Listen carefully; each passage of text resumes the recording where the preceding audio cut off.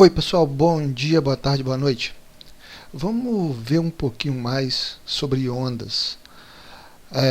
E para isso a gente vai utilizar do laboratório FET da Universidade do Colorado nos Estados Unidos uma simulação, tá?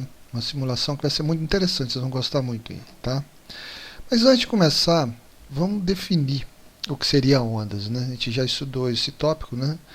Então, onda, na verdade, nada mais é do que você perturba um meio, você faz uma perturbação no meio, né? E aí, o que acontece? Essa perturbação vai se propagar no espaço, transportando energia, de forma alguma matéria. Fique bem claro isso, tá? Não transporta matéria, a onda só transporta energia. Bom, então, se perturbação em movimento resulta no que seria a onda, vamos ver na prática como é que funciona. Para isso a gente vai utilizar um tanque d'água, a gente vai olhar esse tanque d'água de cima e vai cair gotículas d'água nesse tanque. Vamos começar com uma única gota. Uma única gota caindo. Ó. Caiu uma gota. E o que aconteceu? Essa gota perturbou o meio, fez uma perturbação no meio. Qual meio? A água.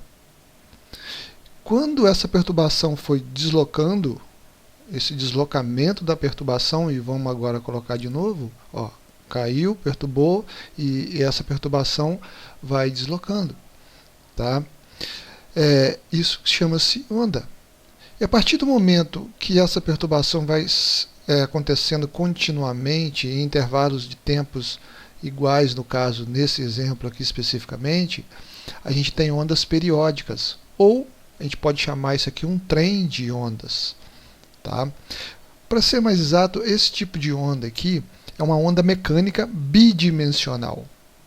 Mecânica, ela precisa do meio material para se propagar, e esse meio é a água.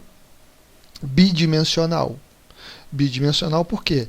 Ela se propaga na superfície da água. Vamos lembrar que superfície se remete à área. A área, a gente tem duas dimensões, é bidimensional, certo? Então, a onda mecânica precisa do meio material para se propagar. Bom, essa visão que vocês estão tendo aí é a visão de cima. Como é que seria a visão lateral disso aqui? Observa, olha, a visão lateral, ó. A gotícula d'água cai, afunda a água onde ela caiu, e aí o que acontece? Logo em seguida sobe. Esse subir e descer é o que a gente chama de pulso. O que sobe e desce é o pulso. Tá? É o pulso. Então, a gente pode inclusive verificar uma outra coisa interessante aqui, olha. Observa que o pulso chega até uma determinada altura. Eu posso aumentar a altura que ele chega. Ao aumentar a altura, eu estou adicionando mais energia. Então, poderia ser em função de quê? De uma gota maior, por exemplo, que está caindo, né? E aí, aumentar a amplitude, o pulso chega mais para cima. Logo, mais energia sendo transportada. Certo? Eu posso fazer uma outra coisa interessante aqui também. Observa que demora um tempo para o pulso subir e descer, olha, subir e descer, demora um tempo. Eu posso, observa aqui, ó, a frequência, eu posso aumentar a velocidade com que ele sobe e desce, olha, mais rápido, aumentei a frequência. Então, mais rápido, aumentei a frequência. Outra coisa interessante é o seguinte, a distância.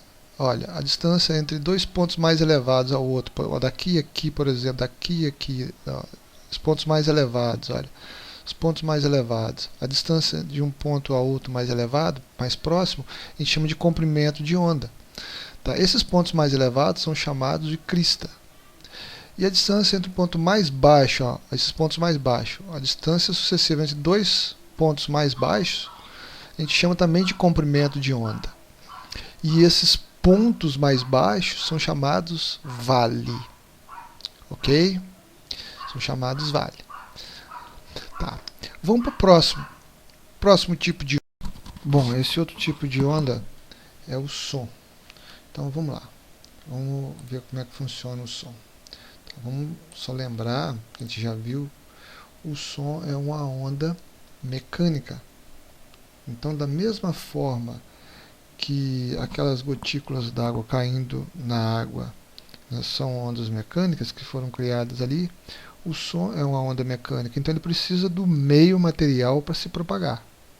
Tá? Não se propaga sem meio material. Então, no caso aqui, o som está se propagando no ar.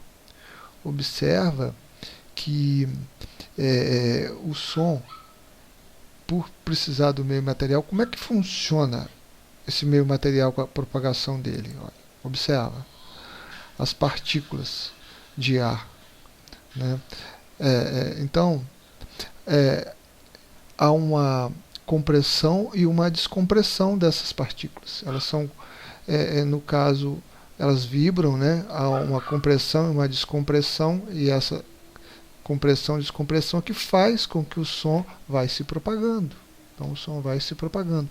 Ele não transporta a matéria em si, tá? No caso a compressão e a descompressão que vai se propagando no meio, certo? E da mesma forma que o outro exemplo ali da onda caindo na água, que é uma onda mecânica, tá? A gente poderia fazer um gráfico, né, mostrando como é que seria o pulso dessa onda. Então observa o pulso, olha, subindo e descendo, e tem uma certa amplitude, né?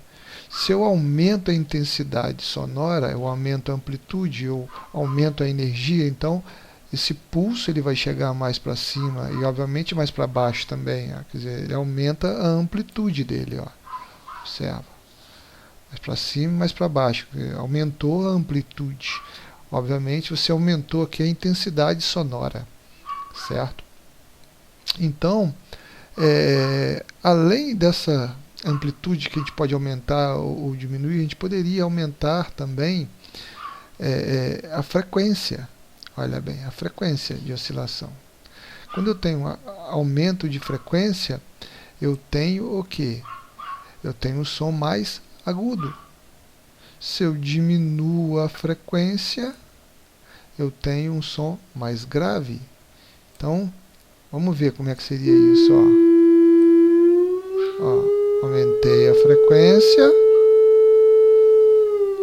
diminuí a frequência, som mais grave, certo? Então, som alta frequência, som mais agudo, baixei a frequência, baixa a frequência, mais grave, tá ok?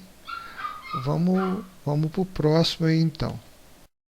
Então vamos ver agora a luz, que é uma onda eletromagnética, não é uma onda mecânica.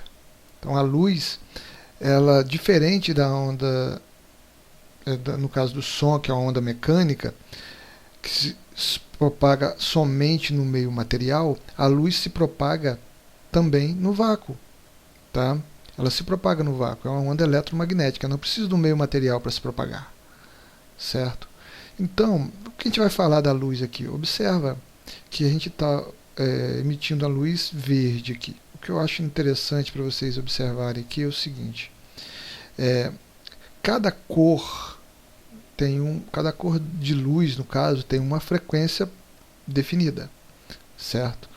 Então, observa o seguinte: se eu modificar, à medida que eu vou indo lá para o azul, né, chegando para o azul, né, até o violeta aqui, que é o último, eu estou aumentando a frequência. Quer dizer, a luz com maior frequência que teria, a luz visível com maior frequência é a violeta.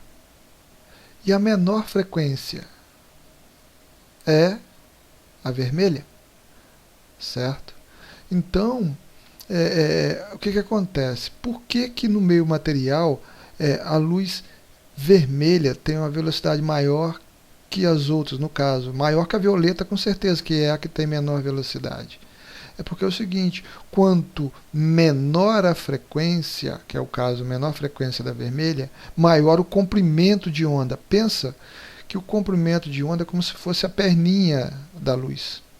Então, Se ela tem uma menor frequência, ela tem um comprimento de onda maior, logo uma perninha maior. Então, ela contorna mais facilmente os obstáculos.